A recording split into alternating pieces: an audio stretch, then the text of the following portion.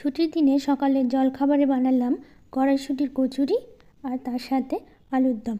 তো সারাদিনের কাজকর্ম রান্নাবান্না নিয়ে হচ্ছে আজকের ব্লগটা। তো রাধে রাধে বন্ধুরা, কেমন আছো তোমরা সবাই? আশা করি ভীষণ ভালো আছো, আর আমরাও খুব ভালো আছি। তো আজকে হচ্ছে সোমবার, তোমাদের সাথে নিয়ে আজকের ব্লগটা শুরু করছি। সাথে থাকো, আজকের ব্লগটা তোমাদের ভীষণ ভালো লাগবে। তো সকালে ঘুম থেকে উঠে চলে এসেছি রান্নাঘরে। রাতের কিছু বাসন ছিল, ওগুলো গুছিয়ে নিলাম। তারপরে হচ্ছে গুছিয়ে নেওয়ার পরে এই যে আমি শুরু করব হচ্ছে কড়াইশুঁটির কচুরির জন্য মটরশুঁটিগুলো আমি বের করে নিচ্ছি।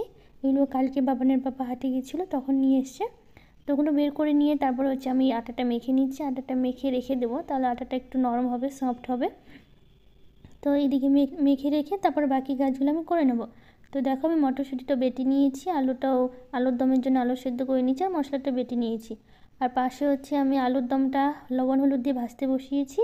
আর এইদিকে হচ্ছে আমি কড়াইশুঁটিটা তেলে হচ্ছে ওই একটু হিং ফোড়ন দিয়ে আর হচ্ছে কালো জিরে ফোড়ন দিয়ে আমি কড়াইশুঁটিটা লবণ দিয়ে একটু ভেজে নিয়েছি, মানে একটু শুকনো শুকনো করে নিয়েছি।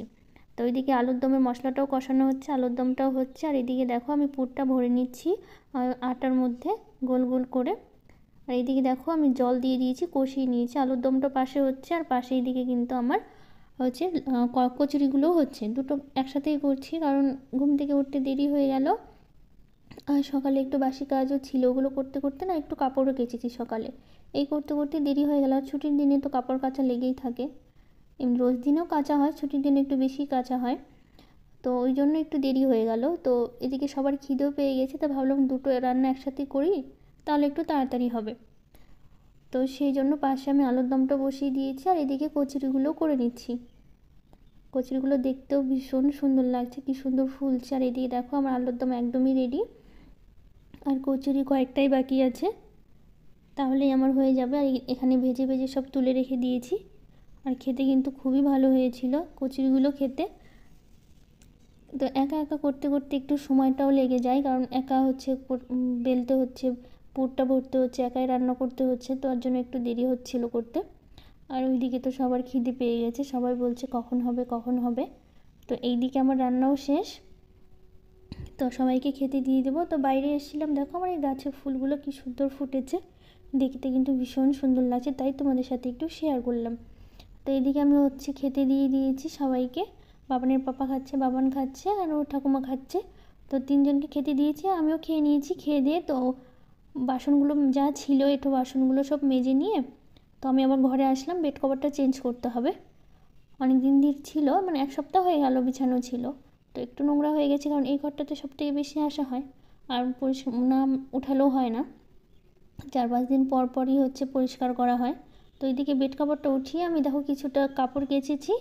আর এই যে কুলগুলো না আমি আচার করব, তার জন্য একটু কুলগুলো ভালো করে ধুয়ে একটু হলুদ মাখিয়ে আমি রোদে দিয়েছি, শুকিয়ে গেলে তারপর হচ্ছে এটা আচার করব। তো ওগুলো করার পর কাপড় কাচা হয়ে গেছে, বেড কভারটা তো চেঞ্জ করে নিলাম, আবার আচারটাও দিলাম রোদে, আচার করব দেখে কুলগুলো। তো এইদিকে হচ্ছে আমি ঘরগুলো মুছে নেব, তো সিঁড়িটা মুছে নিচ্ছি। সিঁড়িটা মোছা হলে তারপরে চলে যাব ঘর মুছতে। তো আমি ঘরগুলো মুছে নিচ্ছি, এই ঘরটা মুছি, আমি কিন্তু সবগুলো ঘরই মুছেছি, শুধু এই ঘরটাই নয়, কাজ তো থাকবেই আর কি।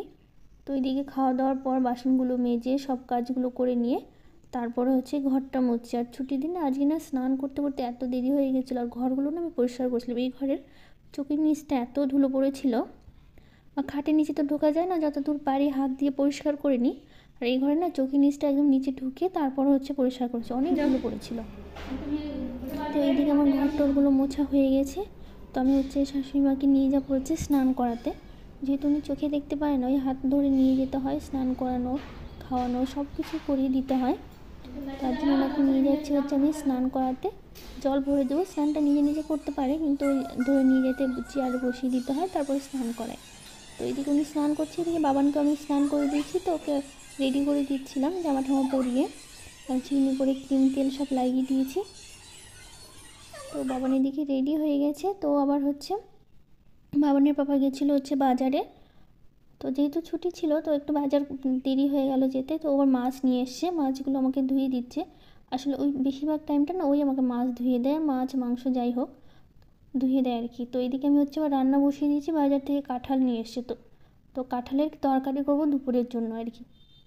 তো সেই জন্য আলু আর কাঁঠালটা আমি ভেজে নিয়েছি, এই যে ভেজে তুলে নিয়েছি। এদিকে কাঁঠালের মশলাগুলো করে নিয়েছি, পেঁয়াজ, রসুন, আদা, জিরা, ধনিয়া, লঙ্কা, যা যা মশলা লাগে সব মশলাটা ভেজে, তো এই কাঁঠাল আলু দিয়েছি আর একটু টমেটো দিয়েছি, দিয়ে একটু কষিয়ে নিয়েছি। আর মাছগুলো না, ওগুলো আজকে আর করবো না, ওটা রাতে করব। তো এদিকে আমার কাঁঠালের তরকারি একদমই রেডি হয়ে গেছে, এটা দুপুরের জন্য। তো কেমন লাগলো আজকের ব্লগটা অবশ্যই জানিও। দেখা হবে পরের ব্লগে। টাটা।